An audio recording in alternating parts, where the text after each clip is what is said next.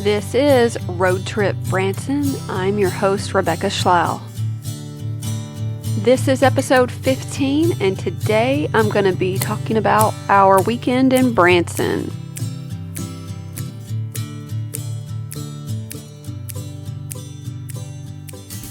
Hey guys, welcome back to Road Trip Branson. We just got back from a weekend trip to Branson, primarily focusing on Silver Dollar City.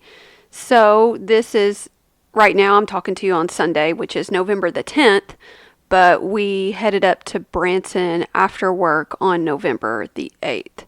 So by the time we got up to Branson, it was 11 o'clock, 12 o'clock, something like that. I mean, it was pretty late. I think it was closer to 11.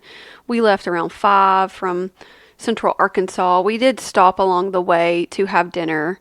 Since I knew we'd be driving pretty much all evening, I figured we'd stop at a good restaurant, not just a fast food place, and kind of enjoy it, since, I don't know, going out to eat with us as a family is kind of our vacation-y thing to do. So even though we weren't anywhere close to Branson, we stopped along the way at a place called Marketplace in Conway, Arkansas, which was fantastic.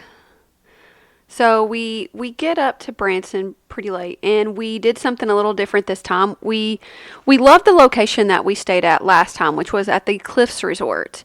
And if you are familiar with Branson and familiar with Silver Dollar City, it's one of those places, the condos are, you kind of got to go through Silver Dollar City's parking lot. I mean, they'll say it's a road, but to me it splits Silver Dollar City's parking lot into going down this road. It's towards Indian Point, if you're familiar. So I really loved staying that side of Silver Dollar City, because I knew if we got to Silver Dollar City late or we were just running a little bit behind, we'd be stuck in really long crowds. And I did expect some crowds because it was going to be the second weekend for the Christmas lights. And if you know Silver Dollar City, then you know Christmas is a big frickin' deal there. They're Christmas extremists, and I love it. And so does the entire world, which is why it gets crowded.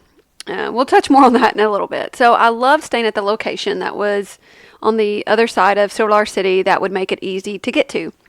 The Cliffs Resort was sold out, and pretty much all the other rooms or condos were sold out in that area that I was looking for, like TripAdvisor. All the normal sites were booked up. Now keep in mind, I was looking for a spot like a week before we were going to arrive. So it's not like I planned this. This was kind of a spur of the moment.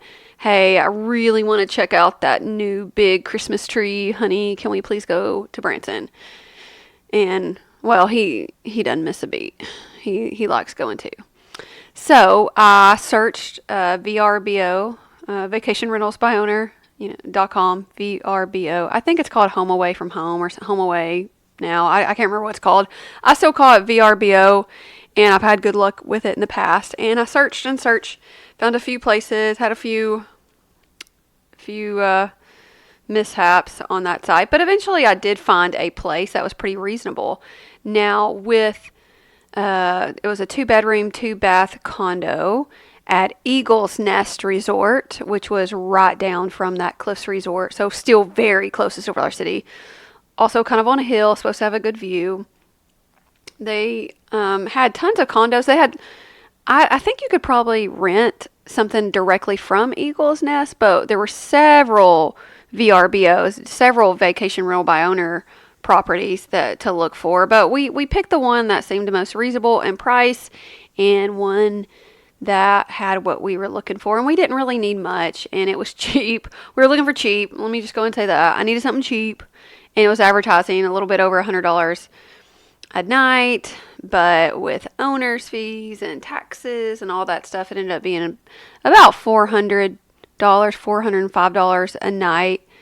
And y'all, that's still pretty good. I mean, that's with taxes and fees.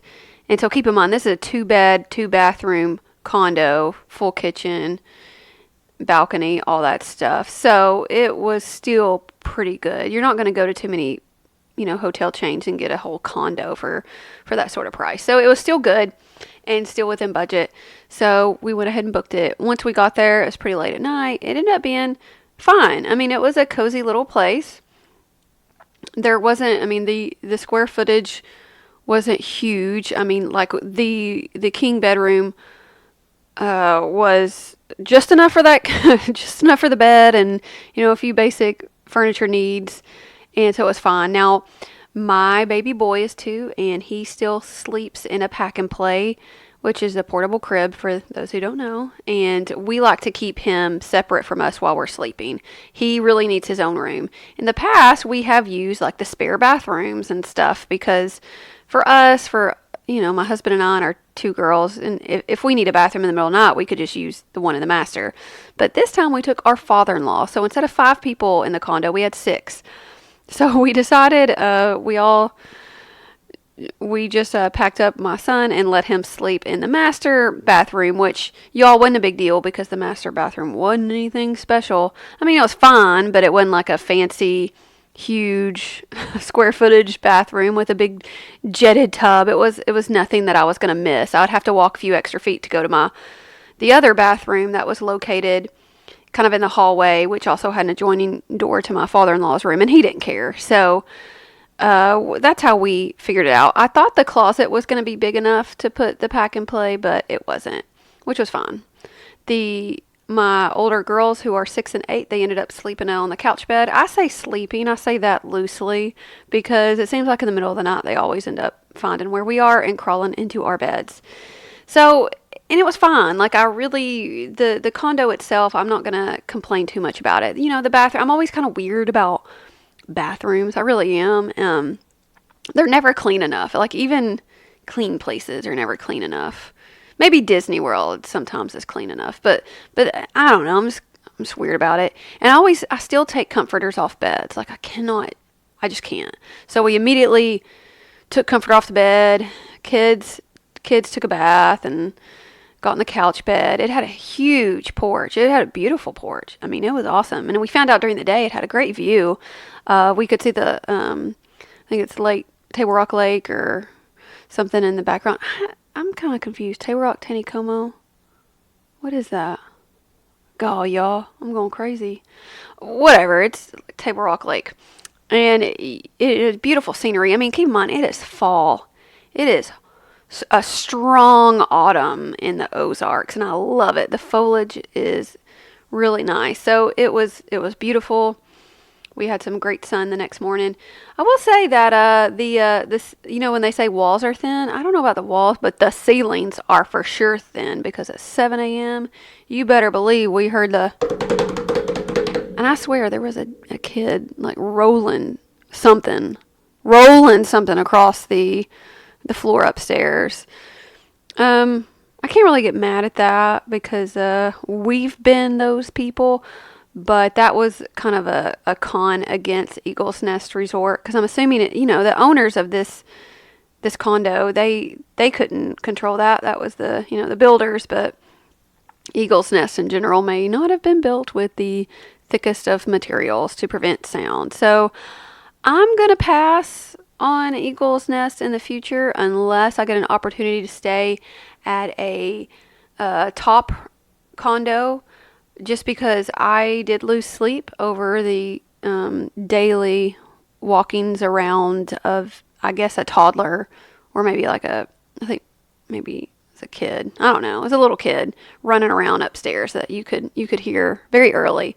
It never stopped either. I mean, this kid must have been given Skittles in the middle of the night because he was wound up with sugar and he was going and going and going. He did not stop. So that hit or miss with places like that. The condo itself was fine. I did like it just fine. It was just we stayed under somebody. So, but for what we needed, it did work. We were super close to Silver Dollar City, and it was a pretty cheap price. I mean, I'm kind of getting what I paid for here because we're not talking like it was a luxury condo. It was a pretty standard condo, and it was fine. Like, it was fine. Washer and dryer, big washer and dryer, actually. It was fine. So I'm not saying I wouldn't stay there. I would just request a top room, possibly. I probably wouldn't stay in the same unit, even though I'm sure the owners are lovely. Anyway, so the main goal here was to check out Silver Dollar City. And because it was another weekend trip, we were not going to have time to do much else. And that really makes me sad because I love Branson at Christmas time. I mean, it is one of my favorite seasons. And if you haven't already listened to the show, I've talked about Branson at Christmas time several times throughout the podcast. To me, it's just one of the most Christmassy cities. And I always love being at Branson, during Christmas time, and particularly Silver Dollar City. Now, this will be newer for us, because while we have gone to Silver Dollar City on Saturdays in the past, we might have met family there in the last few years, but it was never our big Silver Dollar City day. We never had high expectations. I typically do not expect to ever go to Silver Dollar City on Saturdays. Even during the summer, I don't even like going to Silver Dollar City on Saturdays. I prefer going to Silver Dollar City during the week because of crowds. But this was our only opportunity, and I didn't want to have to get up, and I didn't want to do anything on Sunday because we were going to be driving home. So I had one chance to see the Christmas lights at Silver Dollar City, and I had to take it on Saturday. So, although I thought we were running late, we still ended up getting parked and even getting a ticket for my father-in-law at the ticket kiosk, by the way, which is fabulous, y'all. It saves it so much time waiting in line. You don't have to wait in line. You just go to a little touchscreen kiosk and you get a Silver Dollar City ticket. Now, it's not going to apply any discounts or anything, but you just get a plain Jane ticket. And by the way, an adult ticket these days, y'all, is like $70, $71. It ain't cheap. So we get there at rope drop, which is opening, and everyone's still waiting in line to go to their respective sections of the park where they want to go to. So you can all gather at the very top of the hill. Now, I knew it was going to be more crowded than ever, because right when I turned past the ticket stalls, I wanted to pop in for some coffee at the bakery there, and I always do it, and I always watch them make cinnamon rolls, and there's usually a few people moseying in and out, but there was a line just to get in the door to the bakery at the very front, and this is abnormal for me. I'm not used to that. So that was kind of the first sign that, we're dealing with something. we're dealing with something a bit bigger today. So we get there, and there's we know where to line up, and I go ahead and get my two youngest in the stroller, and I tell all the able bodies, my father-in-law, my husband, and my oldest daughter, that they need to go ahead and start kind of working their way through the crowd so that when the park opens, they can make it to Time Traveler, which is going to be the ride that's going to have the longest lines, I'm assuming. I think I'm right.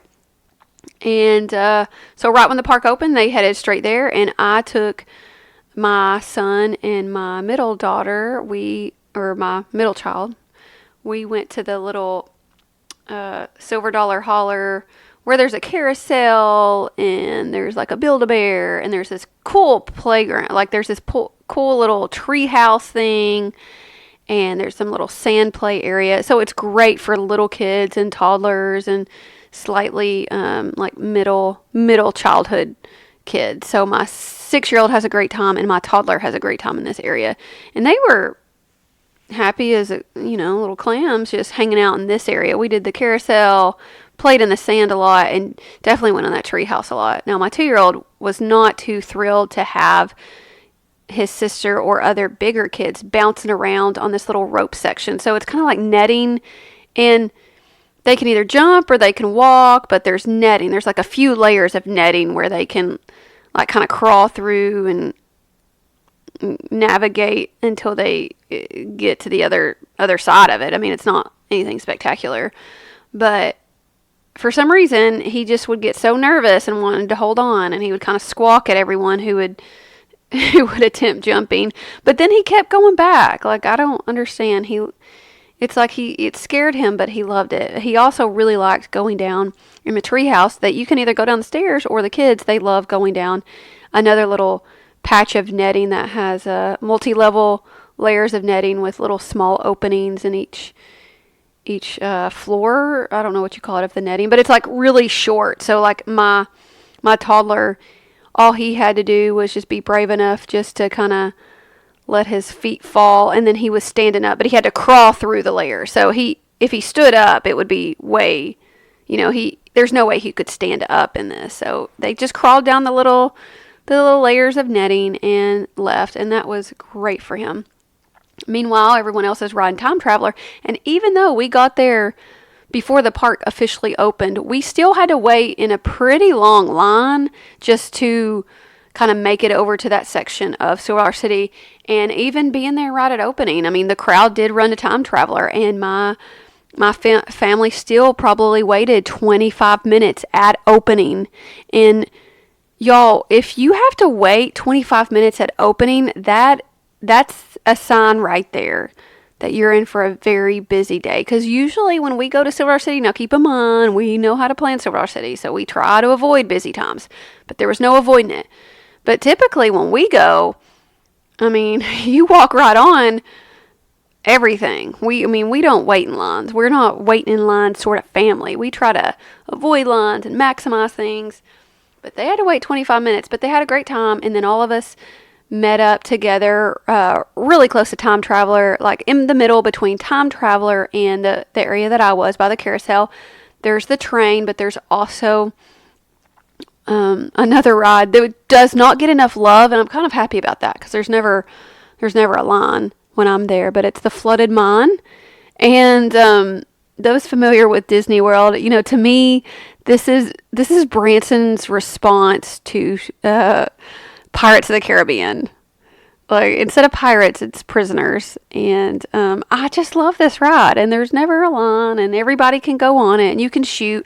I don't always like to shoot. Sometimes I like to shoot at targets because I know if you hit them, they'll like make something happen in the ride. Like they'll make something twirl around or something cute like that. But usually I don't even shoot. I just like looking at everything. So we all did that and had a good time. And then after that, we went to Fire in the Hole. We made our way over, and it was crowded, I will say. I noticed that when we were walking through, it was still morning, and it was already, there was lines already forming at different rides. Even when we went to Fire in the Hole, this is about, less than an hour after park opened. There was already a 20-minute wait there, which is... It really isn't that bad, and we did it just fine, but it was kind of crazy. And by the time we were walking back over there towards, let's see, what's the saloon called? Yeah, we walked back to the saloon, and since Silver City didn't open till 11, y'all, it opened late. Since it didn't open till 11, it was already well into lunch, like 12:30 by the time we got done with Fire in the Hole. So we headed to the temporary location of the Riverside Rib House or something. I can't remember what it's called. Anyway, they're building a new building for it down by where Lost River was, but the temporary location is right by the Tom Sawyer River Blast. And so we got everyone situated there, and then I went to a few different places to get some food. I always need one of those skillets with like taters and onions. So I got a few skillets, we got some barbecue stuff, we got some beans and some corn and some sausage stuffed with brisket. We got a lot of good stuff, and it was all very, very yummy, of course. And we all ate pretty good. We all ate I think we ate everything, but I think all of us still could have used like some more snacking stuff, which is great because since it is Christmas time, then that means I needed to check out some snacks, right? So I think after leaving there for lunch, we headed over to I think it's called the Wilson's Farm area. It's where they have the giant barn swing, and they have Outlaw Run. And it's the least familiar area of the park for me because really the last time we went to Silver City, it was like the first time I'd ever gone over there. It's new to me. It's crazy that I didn't really even know it existed.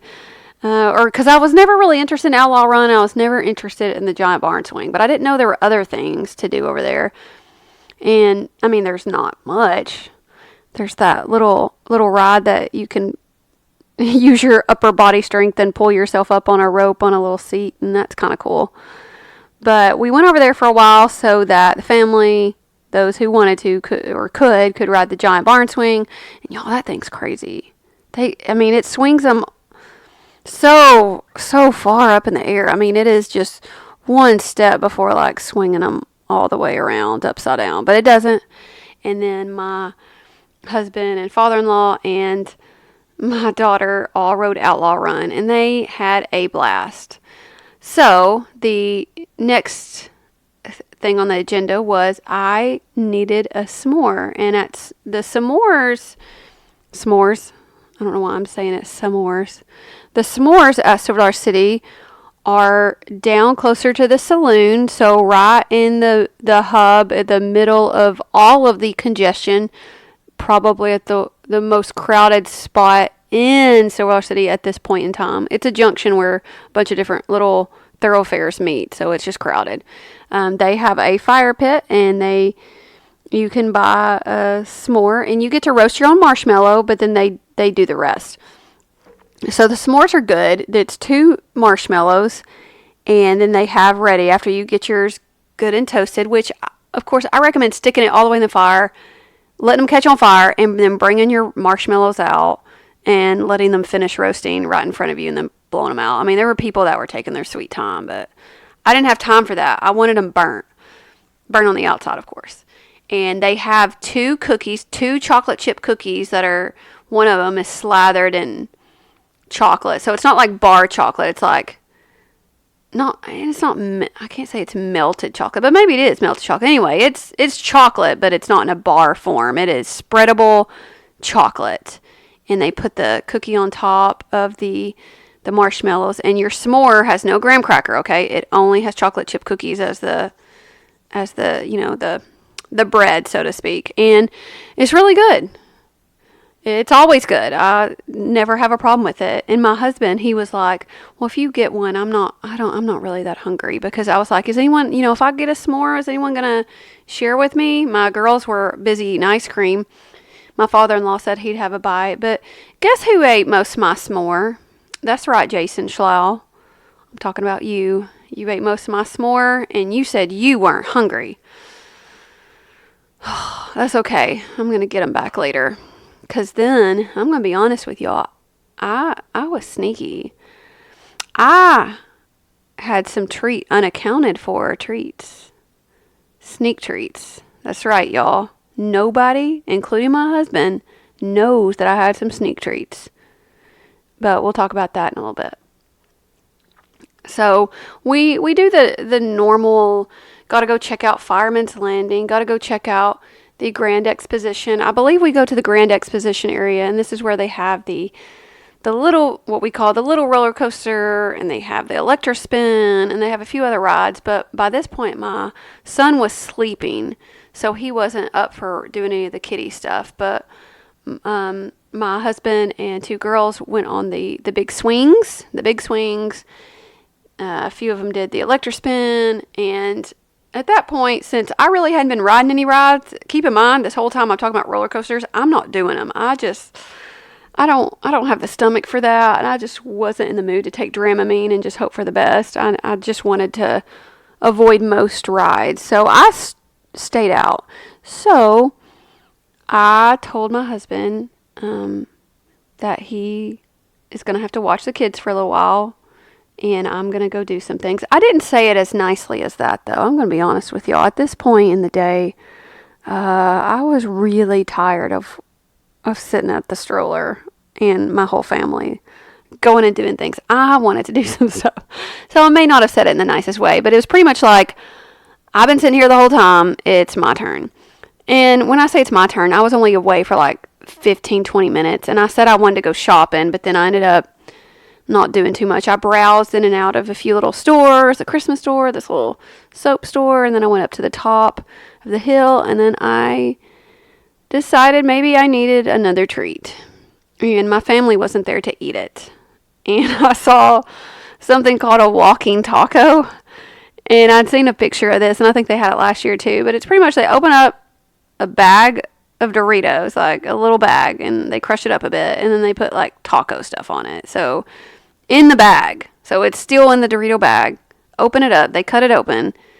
They get your taco meat, your cheese and salsa, and all your like taco. It's like a taco salad essentially in a bag, and they give you a fork and you eat it in the bag.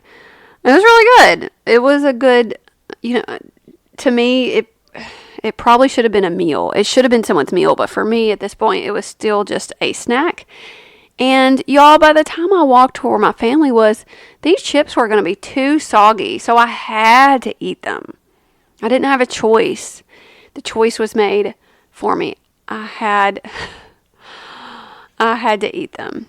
But it's okay, because the guilt of eating that whole walking taco led me to the tater twist place down back at the bottom of the hill.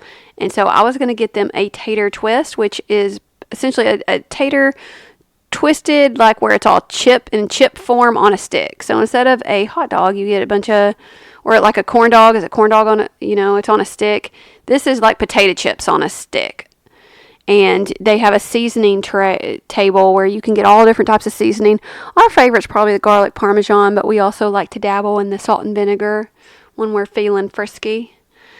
So I waited in line, and this is the longest I've ever waited in line for a tater twist, y'all. I waited. This sounds crazy. And it again was like the hub of action, because it was very crowded down there. And so while in line for a tater twist for my family, I was like, well, I want to try the apple cider, because this is what I guess I didn't realize. There is a difference between the hot apple cider and the wassail. Is that how you say it? Wassail?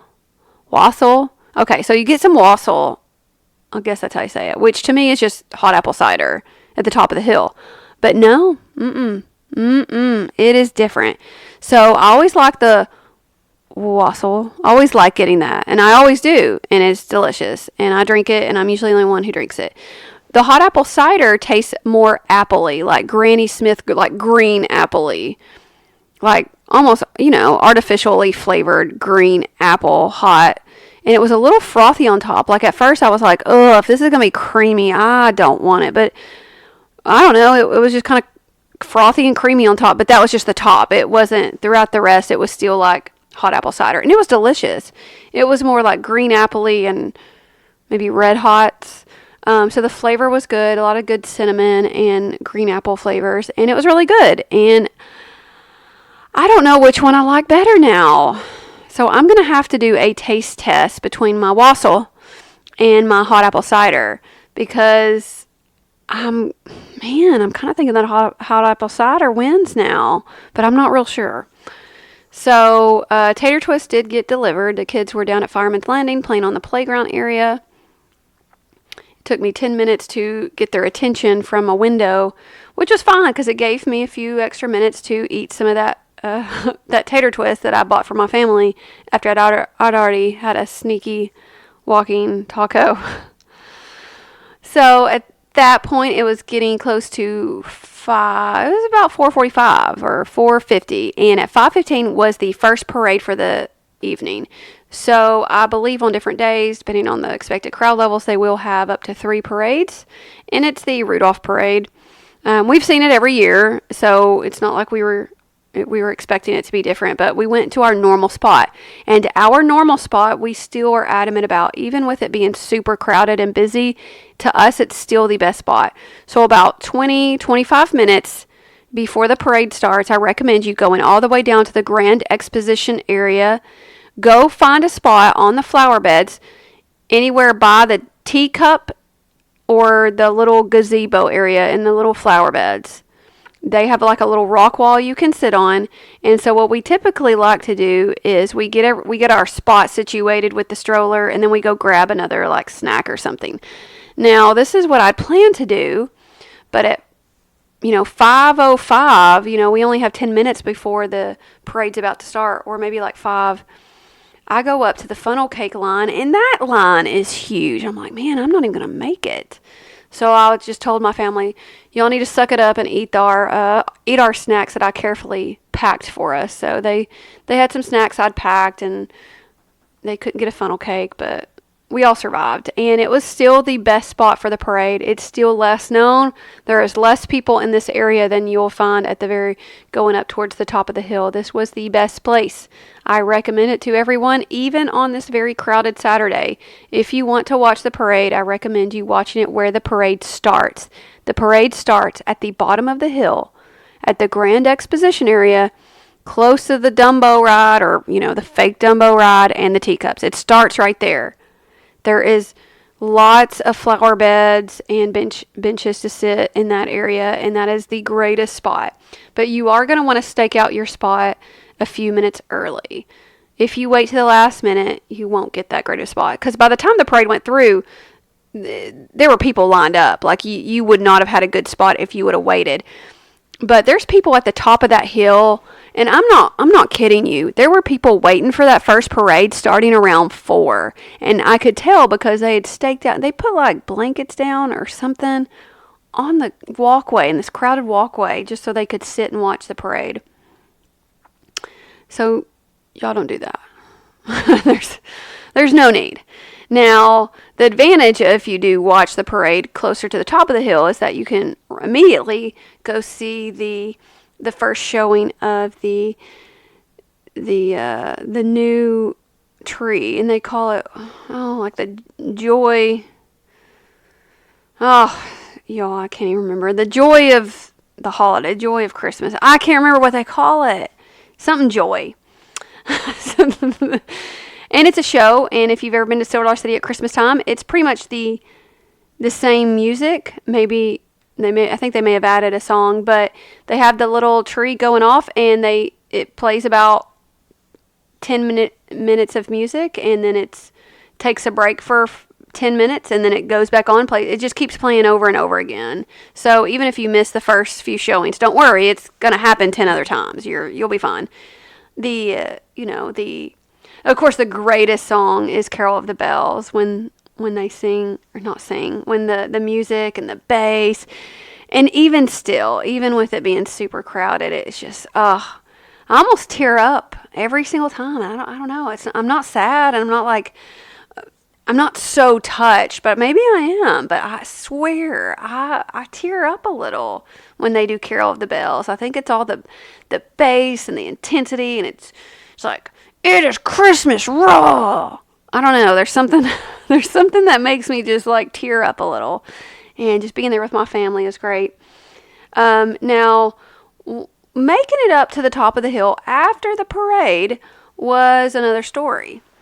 So I knew we needed to get up to the top of the hill, but this is now, close to 5:30, and this is extreme crowd time. This is when all the people that were very late coming in, everyone is there. Everyone who's going to Silver Dollar City is at least going to be there at this point, because the park closes at 9:30. So they're going to get their money's worth. So everyone was there. This is when we really felt the crowds hardcore. Before, we were still able to do rides. Maybe Time Traveler had a bit of a line, but none of the other rides had huge lines. It was all manageable. It was still some lines, but it was manageable. But man, we felt it. And we have a big old double stroller. So, it might be obnoxious to some, but, we got a billion kids. We got to, get places. So it was really hard, because it's hard moving just with one stroller. It's hard moving with just one person. But when you're doing a double stroller, you don't want to hit people, but then people just keep cutting right in front of you when you're walking. So it makes it really difficult. And, Silver Dollar City is just known for hill. So we had to get back up. And it's one thing when you can stroll the stroller just straight up the hill and be where you're going to be. It's another thing when you have stop, go, and you're just crawling up the hill. It takes a lot more, physical endurance with that stroller, because every time it stops, you still have to have the muscle to keep it up. And so it's a little more exhausting getting up to the top of the hill than it normally is with the stroller. And I'm very thankful that my husband does it without complaining. He is very sweet. I really wanted my father-in-law to maximize his time, and so I suggested that they all go to Grandfather's Mansion. And Grandfather's Mansion is located in the Midtown area, and the Midtown area is where Silver Dollar City has really exploded in the last few years with the Christmas lights, and I mean, it is so beautiful. I cannot even tell y'all how beautiful the lights are and how well they do it. It is amazing. It's exactly what you want when you see Christmas lights. It's exactly what you want, like this over the top, brilliant colors. It's just beautiful. It's breathtaking. It's amazing. But when you are battling crowds, it does diminish some of it because it becomes stressful all of a sudden. There's no good spot to take a picture without inconveniencing 30 people behind you. It's it's very hard. And so there were lots of people that would be stopped right in the middle of the pathway, and I can't blame them. I really can't, because I mean, you just paid all that money. You need to get a picture. But I mean, it was very it was very inconvenient for us with the stroller. But anyway, I suggested they go through Grandfather's Mansion. And Grandfather's Mansion, it's the entryway is up on a hill with some steps. So I couldn't take the stroller. You have to go around. And I tried to go one way towards there's like a little Mexican restaurant, and there's it's not a bakery, it's where they make the bread though. The mill, okay, the mill and the Mexican place, and it was like stopped. Like they weren't even inching forward, and I was like, okay, nope, I'm going to go the other way. And the other way is where the steepest part of the hill was. But you also get to go through a few light tunnels, which is cool with the Christmas lights, the canopy of tunnel of lights. But it was really hard with the stroller, and it probably took me 10 minutes to get around everything when it was literally just a few feet from me. Like it should have taken me no time, but whatever. So I finally get up there, and right, the first thing I do is go find a spot for the tree show, and I find a spot right up front, like right up front by a flower bed, and I just put the stroller there, and my family meets me. Now, once the show starts, it captures your attention. It's wonderful.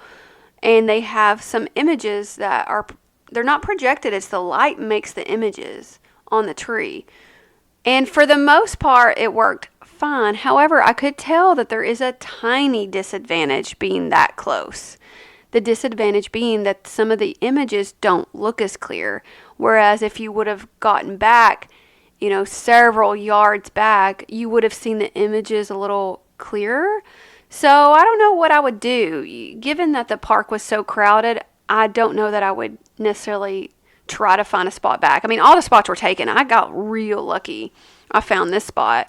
But I guess ideally, I would try to find a spot a little bit further back. So I would even go to say, right when you come out into the park, or the top part of the park, through the souvenir shop into the main hub there at the very top, anywhere kind of back, anywhere by the taffy shop, any of these places are going to be good if you can see. And that's the thing, you got to work through some trees and some structures, but any place up top is going to be a good spot.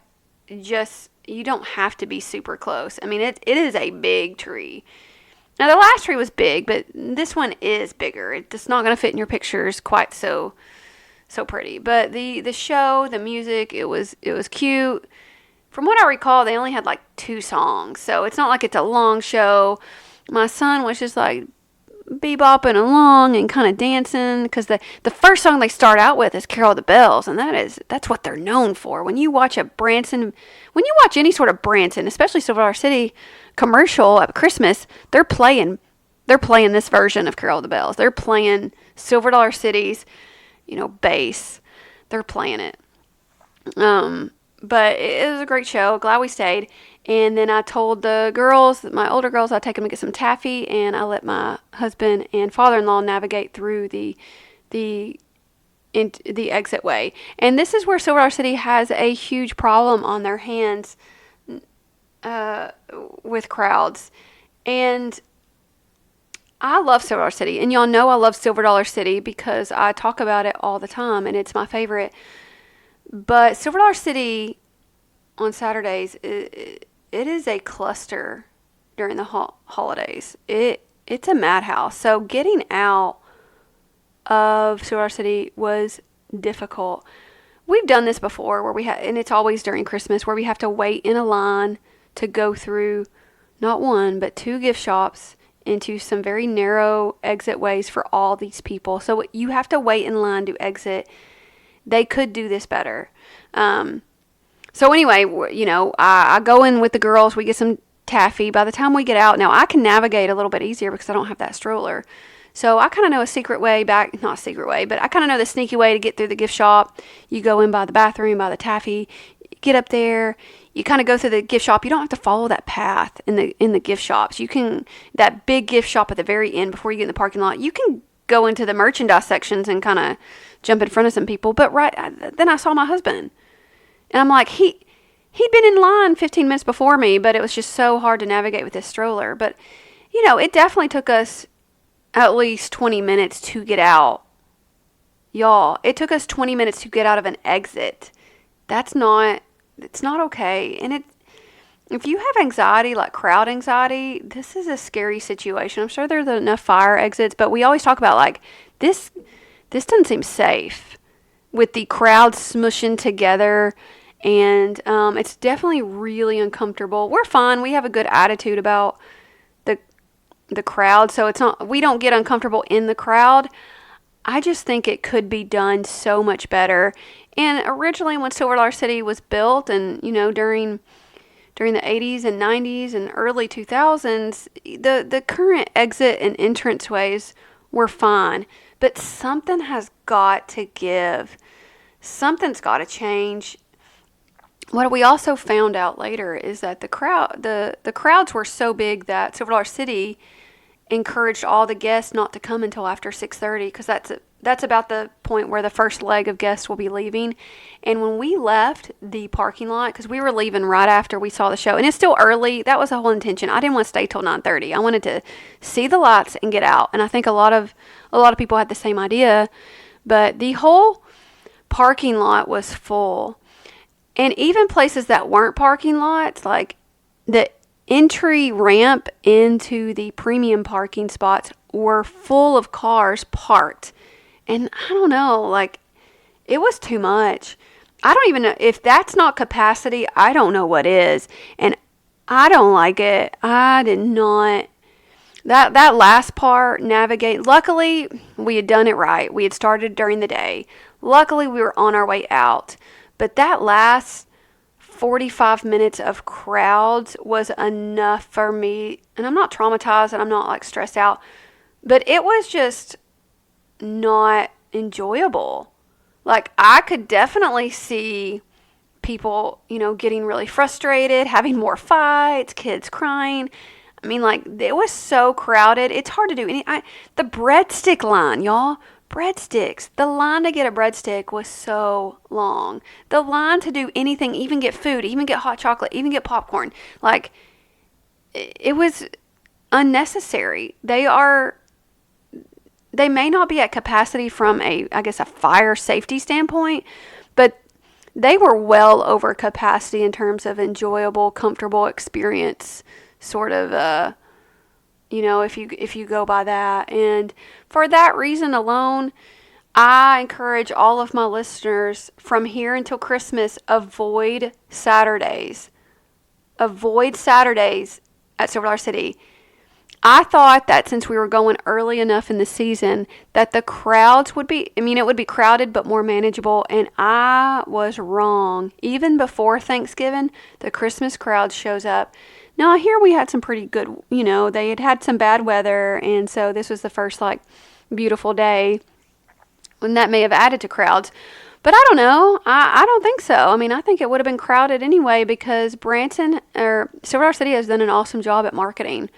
They've hit social media marketing pretty hard, and for good reason. It's awesome. I'm one of Silver Dollar City's, biggest fans, and I'm always going to love Silver Dollar City, and I'm not going to quit going. However, I will not go back on a Saturday if I can avoid it. I'm not doing it. I wouldn't do it. I'd rather take my kids out of school early, miss days of work, than go back on a Saturday during the holidays. It was crazy. And I don't want to say it's awful, because we had a great day. But towards the end, the crowds were stressful. Very stressful. Overwhelming. Very stressful. difficult to get out, difficult to manage. Forget about it if you're one of those people in one of the, electric wheelchairs, the ECVs. If you're in a wheelchair, if you have any sort of disability, I mean, it's going to be even more uncomfortable. Those of us with strollers, you're not going to be anyone's favorite person, and not that, and people weren't rude. Okay, keep in mind, people weren't rude. Everyone, when they would unintentionally walk in front of us, they had to do what they had to do. And a lot of us, a lot of people are like, oh my God, I'm so sorry. I'm so sorry. I'm so sorry. And I believe them, and I'm not mad at them. But it was too much. You couldn't do the things you wanted to do because it's too much. Forget about going to see a show unless you waited in a huge line. And I hate waiting in lines. But if you're okay waiting in lines and you're okay being packed in like sardines, then you can still do it. Now, if your whole intention is, if you want to do it, I guess if there's no option, kind of like us, we just had to do it on a Saturday. I would recommend you go early like we did. Go straight to Time Traveler. If you don't go to Time Traveler and want to ride it, I would pay for the $15 per person Trailblazer just to get to the front of that line. I would go to the other rides, get all your rides done first in the daylight hours, and that's how I would do it. And then I would catch the first parade, and then I would catch the, one of the first showings of the tree, and then go ahead. Just keep in mind, it'll take a while to navigate out of the park. It'll take a while, but at least then you can be out of it and done. Just like we were. We ended up being done by about, I think we got out of Silver Dollar City around 6:20 or so, which was great because I knew I didn't want to stay. I definitely didn't want to stay in that crowd. But because we had a very short trip, I really wanted to check out Branson Landing, and I really wanted my father-in-law to check out Paula Deen's. My husband wanted to go bowling. I didn't really want to, but I said, okay, let's go check out Paula Deen's. And sure enough, we drove over there. We went down the yellow route. So y'all, if you're not a Branson person, you need to check out the maps. They try to encourage you to stay off the main strip. They try to encourage you not to go 70 on 76. We never do. We know better. We know not to get in that traffic. So if you leave Silver Dollar City, once you leave the whole section, you better not keep going straight towards 76, towards Shepherd of the Hills. You better go ahead and make a right and start trying to hit that yellow route from the back. So that's what we did, and we ended up at Branson Landing, find a good parking spot. I put my name on a list for Paula Deen's at 7 o'clock, and there's always a wait, and it's a new restaurant, and she said it's going to be an hour and a half before you're seated. Do you still want, to put your name on the list? And I said, yes, because I didn't believe her. I didn't believe. How could we wait an hour and a half? I mean, come on. I was like, I'm going to play this game. I'm like, sure, put our name on the list. And she said, if you can't, you can just text us. And you get a text, if when your table is ready, and then you have 10 minutes from that point to get to the table, or they'll give it away. So I like that because you can just keep going shopping and stuff like that. So when my family gets up and they get out of the car, and I told them ahead of time we'd probably have a wait, and they were like, well, how long's the wait? And I was like, 45 minutes, an hour. And they're like, oh. But I was like, that's pretty good for now. And so they're like, okay, they could handle that. I was not about to say they told me an hour and a half, because I knew if I told Jason Schlau we were going to have an hour and a half, he was going to be even more grumpy about missing bowling. So we checked out a toy store. I think we just hung out at the toy store for the most part, like with the kids. And we had checked in at Paula Deen's at 7. By 7:45, they sent me a text saying our table was ready. And I'm like, okay, see, told you guys. I was playing that game. And we had a party of 6. So for a party of 6 on a Saturday and a busy time, they told us an hour and a half, and it was only 45 minutes. Keep that in mind. So if you ever go, don't let it be too discouraging, because you never know. They may just be giving you a little bit more fluff, just in a worst case scenario thing. So I would advise to get to Paula Deen's about 45 minutes to an hour before you actually want to eat and plan to do some shops. We ate. It was really good.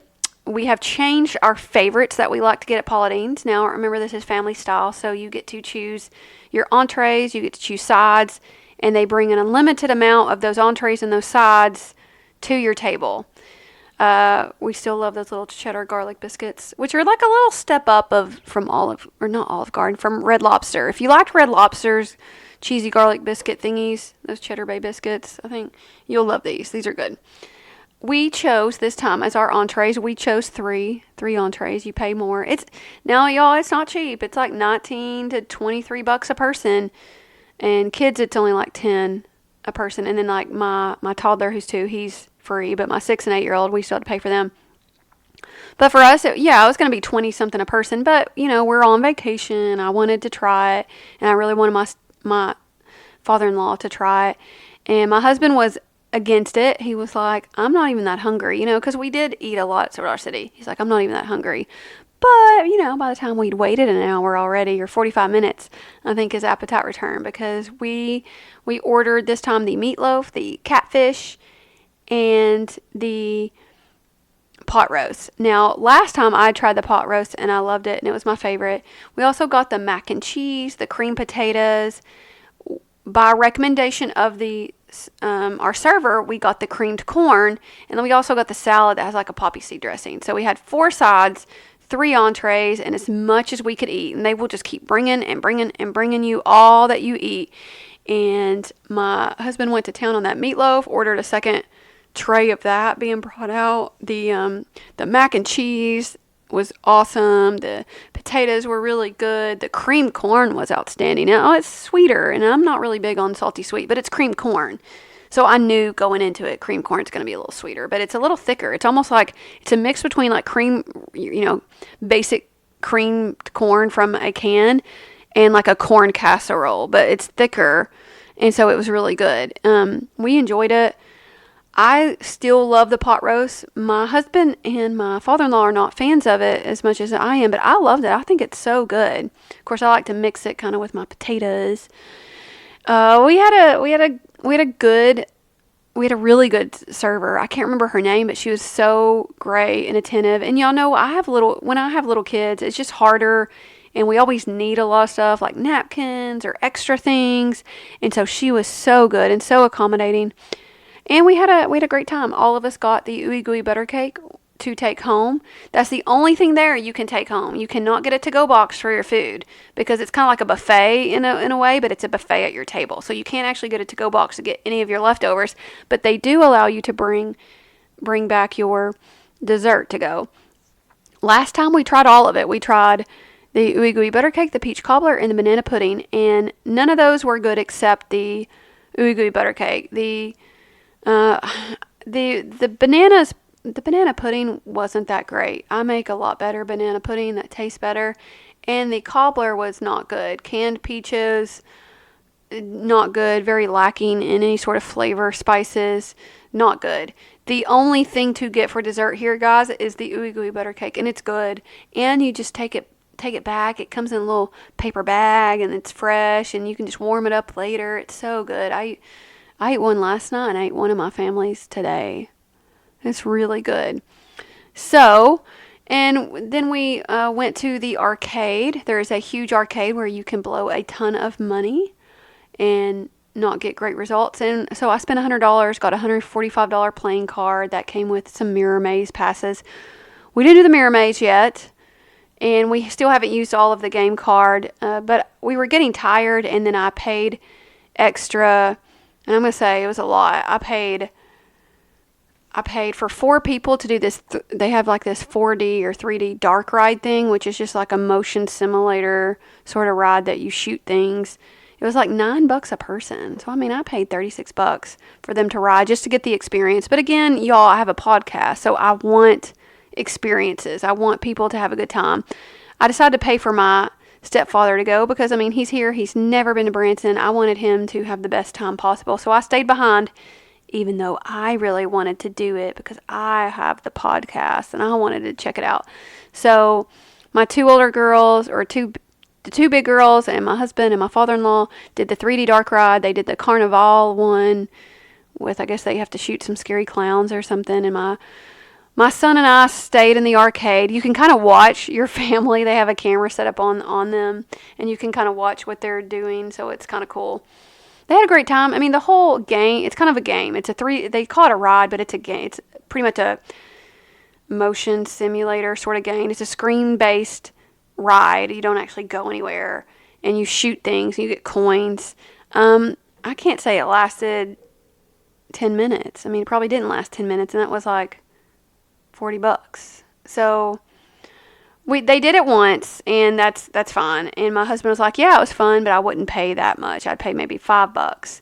There is some option to get like 3 games for 15, stuff like that. And he said it might be fun to go through all the different scenarios once, but he wouldn't want to do it again. So in the future, we are going to skip that. However, we still have our Mirror Maze passes and some tokens we didn't use at the arcade, so we will be back.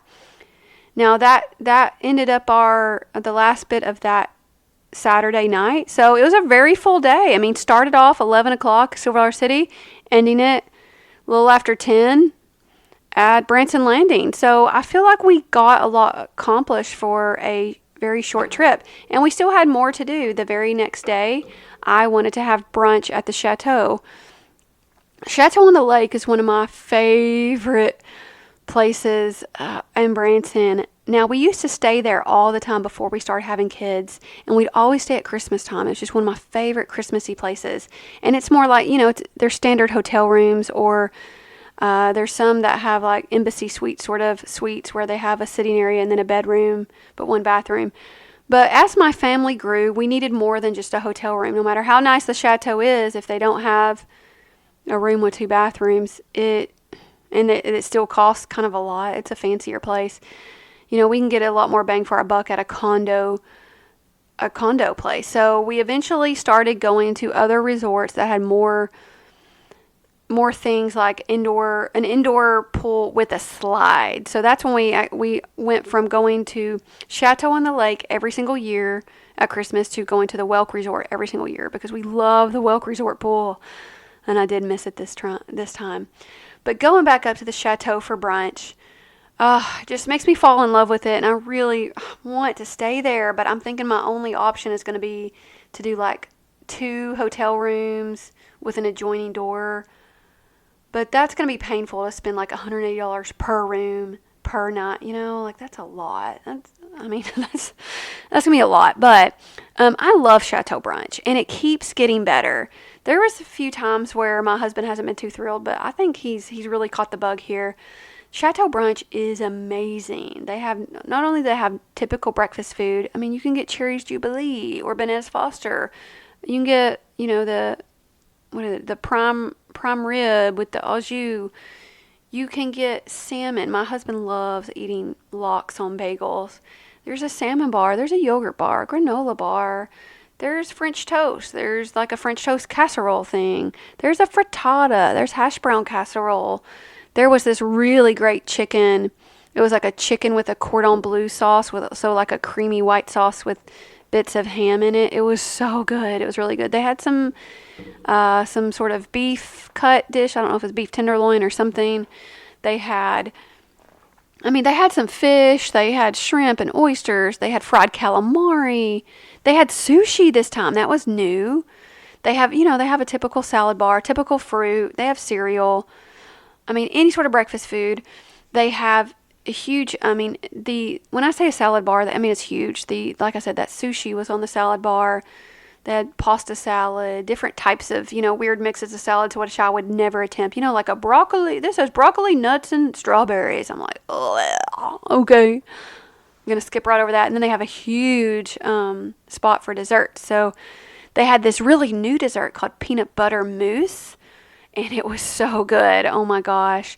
It was topped with whipped cream and a few little Reese's Pieces. It was served in a champagne flute, so it made it super, super cute. They have little miniature desserts. So they have like a little miniature creme brulee and this little bitty cute little bowl. What do you call those? Ramekin. Like teeny tiny ramekins, and they are so cute. And little teeny tiny lemon curd little pies. And they had brownies with different toppings. They had fondue, or you had different things you could put in this, hot chocolate. It was delicious. They had chocolate strawberries, which the chocolate strawberries there really aren't that great, but whatever. They look pretty, and they have various pies and cakes. Lots of different cakes and pies. There's always a chocolate. There's always different pies. I like cherry pie. The favorite thing there, though, my favorite dessert there is they have the bread pudding, and they have like a vanilla, like a white creamy sauce that goes on top. And it's a good bread pudding because it doesn't have any nasties in it. So it doesn't have any nuts, doesn't have any fruit. It's just bread pudding. So no raisins are getting in that bread pudding, and it's really good. And it's a great restaurant. You can also get mimosas. It's all comes with it. Now, it is going to have a hefty price tag. I think for all 6 of us, I paid somewhere close to $175, and that was a tip with a tip. So it's not cheap. And kids aren't cheap either. I mean, my toddler, who's 2, he was free. But I think kids at a certain age, I think it may be 5 and older, are charged. I think they are pretty good about not charging really small kids.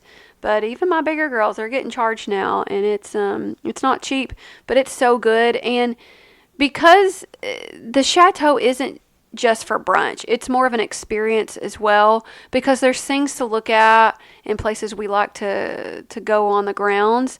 So it's kind of an attraction in itself.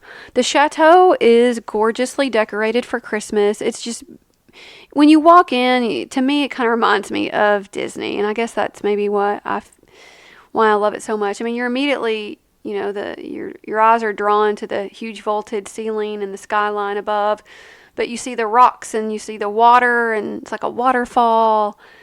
And to the left, they have, right when you walk in, you could go to this lounge area, which actually is a little piano bar lounge with a fireplace, but it's never really open. The lights aren't on during this time of day. And then there's the lobby. But the whole lobby in the middle of the hotel is just this, this grand, it's all lush. Like, there's green, like with real plants and fake plants, but everything's decorated with Christmas. So, and you walk in this middle section, there's all these huge decorated gingerbread houses that are so cool, because everything that's made out of is edible. And it's not just gingerbread. Like, some of them are made out of Pop-Tarts, some are made out of graham crackers, some are made out of like various different food items. And it's really cool because you can be like, oh, hey, I know what that is. Or that's, mini thin, or not mini, oh, crud, not mini thins. Scratch that. Not mini. Man, I hadn't thought about those in years. I meant like, those little wheat thins, not wheat thins, but, shredded wheat.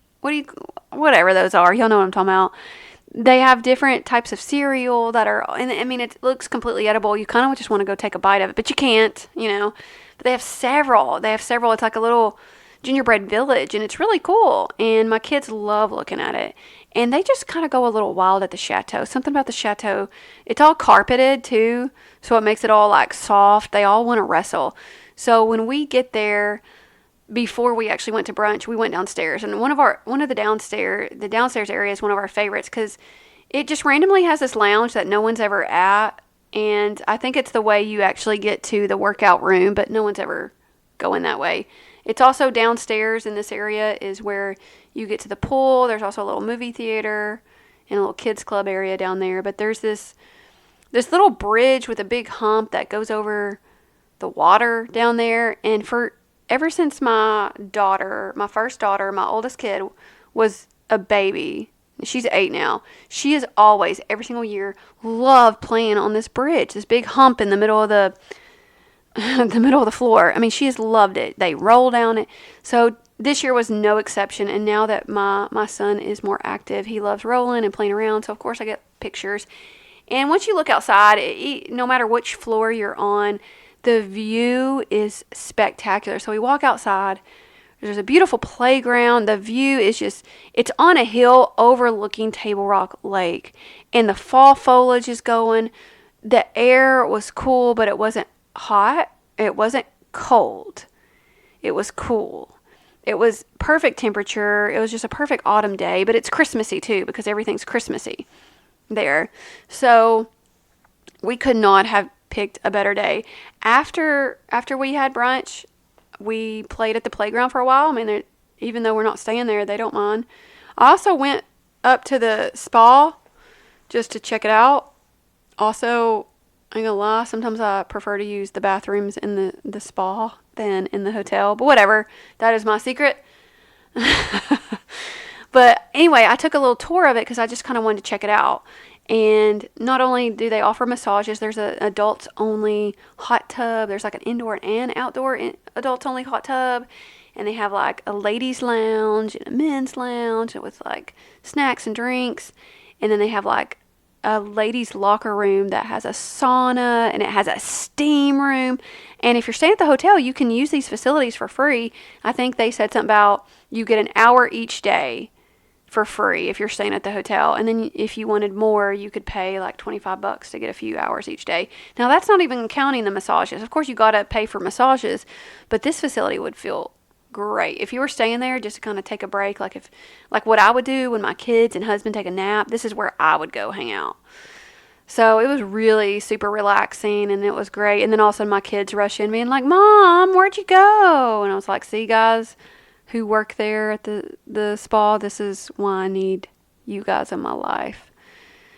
And they said, "Well, come on." I said, "Well, if the chateau would have rooms with 2 bathrooms or bigger rooms, we would." But as far as I know, even the suites, like the presidential, vice presidential suite, it's only like room for 2. So until they get bigger rooms or I shell out the money to buy 2 adjoining rooms, we will not be partaking. But that is on my list, guys. You heard it first. That's on my list. It was a pretty uneventful drive home. It was beautiful weather. It was great. Beautiful, sunny. I couldn't have asked for anything more. It was a very down and dirty, quick trip. Glad we did it. Glad to be back home. I'm exhausted. I'm really tired. But that's okay. It was great. I'm glad we got to check out the new tree. I'm glad we got to check out the lights. I have no regrets about going. Okay, even though it was super crowded and I'm complaining a lot, I have no regrets about going to Silver City on Saturday. I just don't want to do it again. Like, that was it. That was the one time I'm going to Silver City on a Saturday during the holidays. And so, y'all, the holidays start right when the Christmas season starts.